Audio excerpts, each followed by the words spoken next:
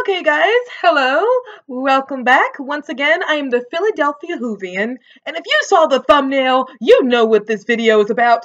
Guys, I finally saw the Doctor Who First Doctor companion of Vicki! Yes! I saw Vicki! Yes! Yes! Yes!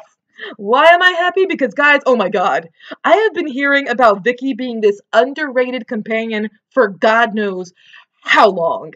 And for the longest time I saw pictures of Vicki, but I never saw Vicki. I saw Ian, I saw Barbara, I saw Susan, but I didn't see Vicki.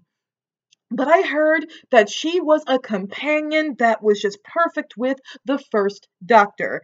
And I saw pictures of her and I said, she looks like she would be pretty cool.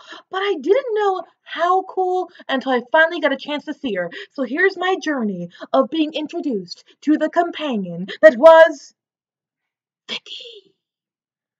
So, after many days and months, to be honest, guys, I'll admit to my patheticness, months of trying to get Doctor Who, The Rescue, and The Romans on DVD, and never getting it because the cheapest it always was $40. I'm not paying no $40 for 6 episodes because one is a two-parter, the other's a four-parter. I ain't doing it. I'm a fan, but I'm a fan with bills. I am. I'm a fan with bills.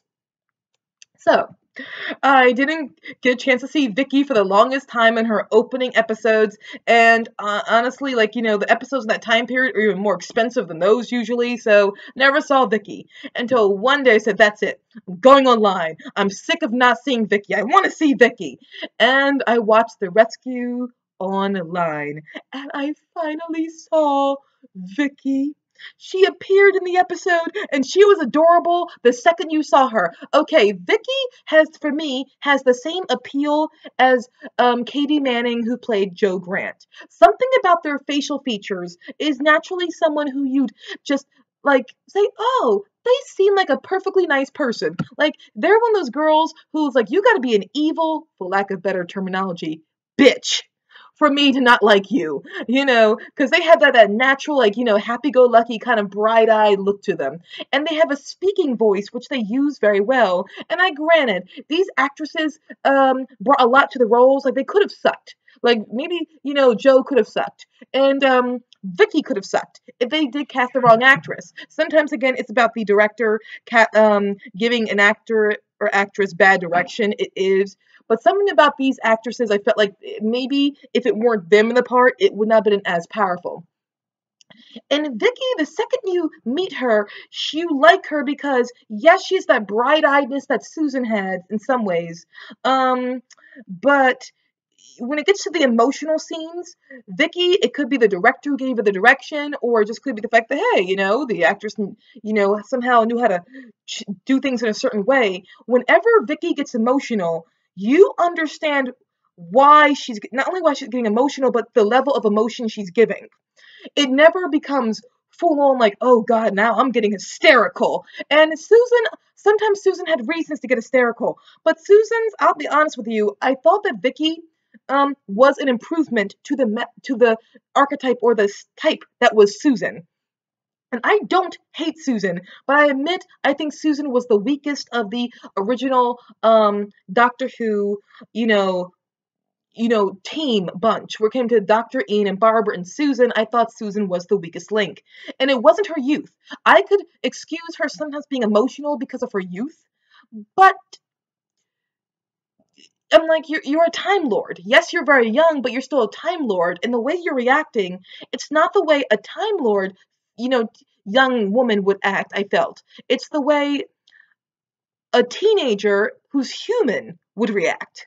I can see why a teenager who's human would react that way, but an alien who's supposed to be more equipped at these sort of things, I don't see why you're so quick to just be so hysterical in so many ways. And I know they were still figuring out what the Doctor was like when Susan came along, and what Doctor Who, what the Time Lords were supposed to be like, etc. and so forth. I know they were still figuring things out, but it's just like for a time traveler, Susan, I just don't understand why you are like this sometimes.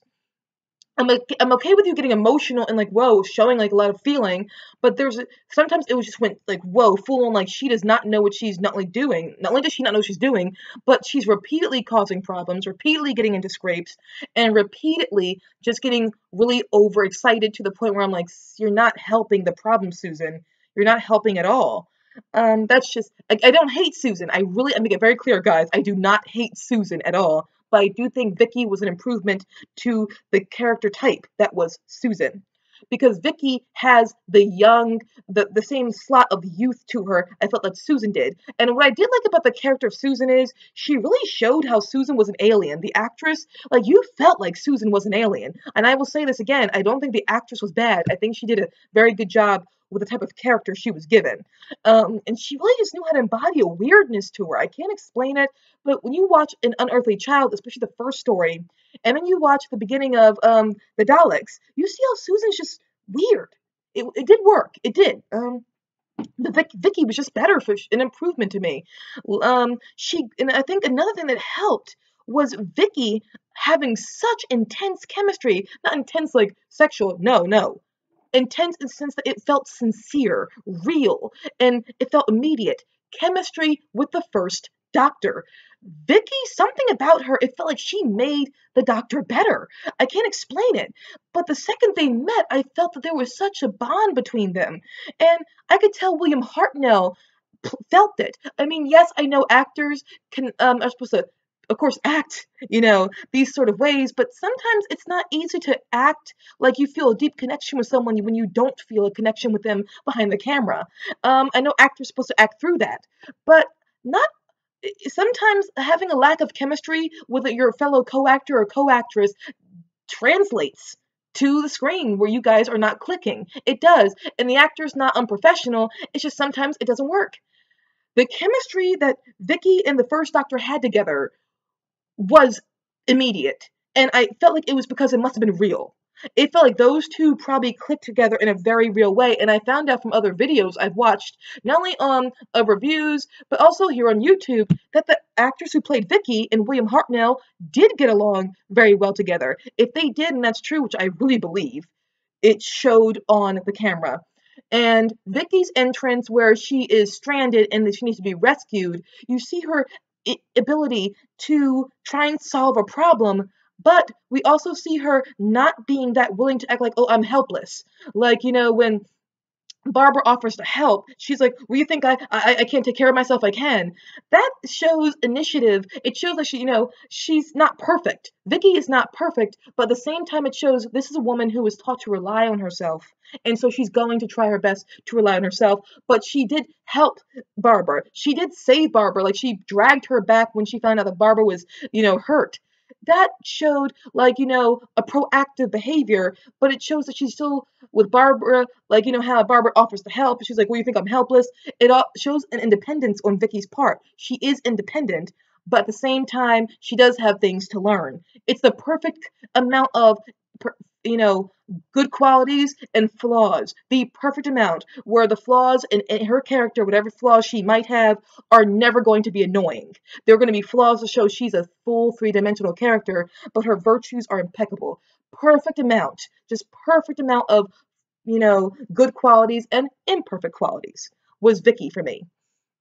So I finished the rescue. Oh yeah, and the scene where Barbara accidentally shoots her pet, the pet like crab-like thing, that was a very, very different way of introducing a companion. Also, where one companion shoots the pet of the girl who's going to become another companion.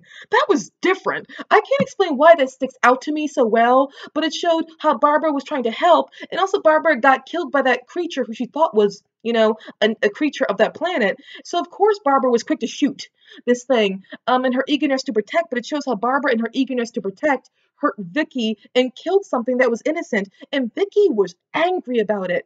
This is real emotion. It's like someone killing your cat or killing your dog. This is real everyday situation that would affect someone. And I gotta give the writer, I think it's Whitaker who wrote this, credit for that, even though I don't like the ending of the rescue where resolution was really kind of contrived, where the two guys came out randomly and killed the villain. I would have preferred it if David Whitaker had written for the Doctor to have killed the villain, which he was about to do. The Doctor was about to kill the villain and protect himself, but I wish that the writer had let the Doctor this be his triumph, and not two guys coming in to save him at the last minute who we've never met.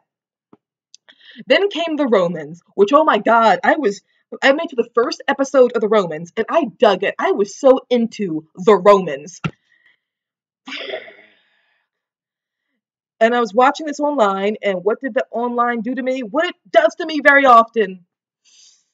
The second episode just wouldn't play, so that's my time with Vicki. With her in the rescue, then her in the first episode of the Romans.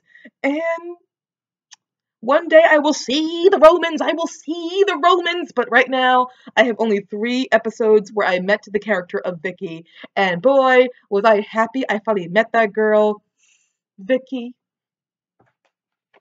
I made the dots on the top of your eyes hearts for a reason, Vicki. I did that because you deserve the dots on the top of your eyes to be hearts. Because you were, from what I've seen, if you stay that way, Vicki, you are an intensely overlooked companion. You worked with the first Doctor really well, and there was something about you that seemed to warm him up for me in some ways. For that, yes, the hearts on the top of your eyes, they're genuine. Vicki, rock on. So, thank you guys for enjoying my video on when I finally saw the companion of Vicki to the first Doctor. It was time that was not wasted on my part, and I hope you guys like Vicki too. If you don't, it's cool. It's fine. It's fine.